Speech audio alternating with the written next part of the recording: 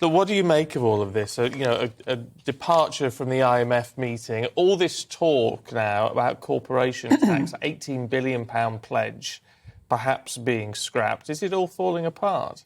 Well, it certainly looks that way. I mean, the markets were really needing, and I think the economy was really needing, some sort of U-turn, either from the Bank of England or from the Chancellor. So, there really was this feeling that there was this hard deadline today.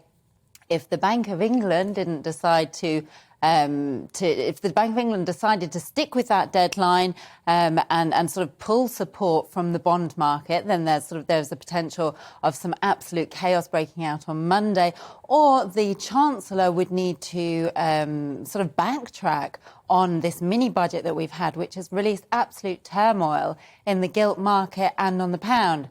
So something needed to happen. I think we've had the Bank of England very much playing a game of chicken, if you like, with the Chancellor.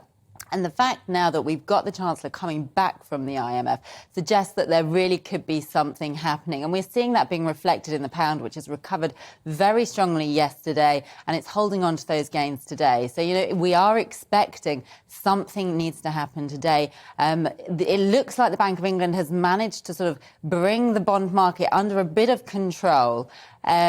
Whether that stays for Monday depends, I think, very much on whether we see the Chancellor coming out with some changes to the mini-budget, some backtracking, something in order to be able to sort of save the position for Monday. I mean, experts like yourselves must all be talking about what will he do, what will he do, what could he do.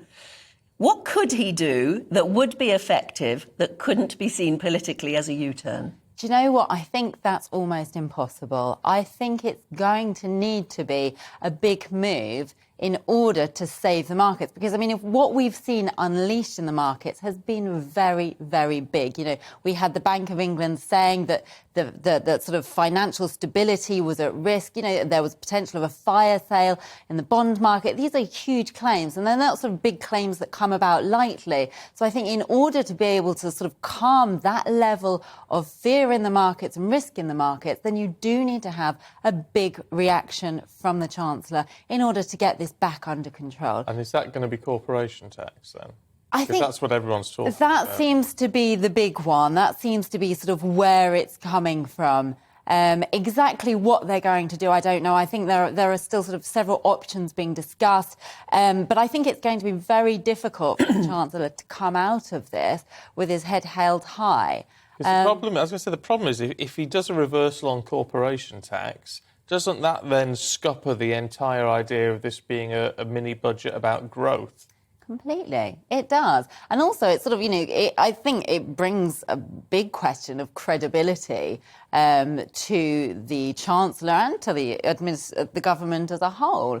So I think that's the other problem that you've got to bear in mind, is that in itself, sort of having a Chancellor in charge who's not necessarily in control of what's happening also is not particularly good for the pound or for the markets or for the economy as a whole. So, there's a lot of ifs and buts here.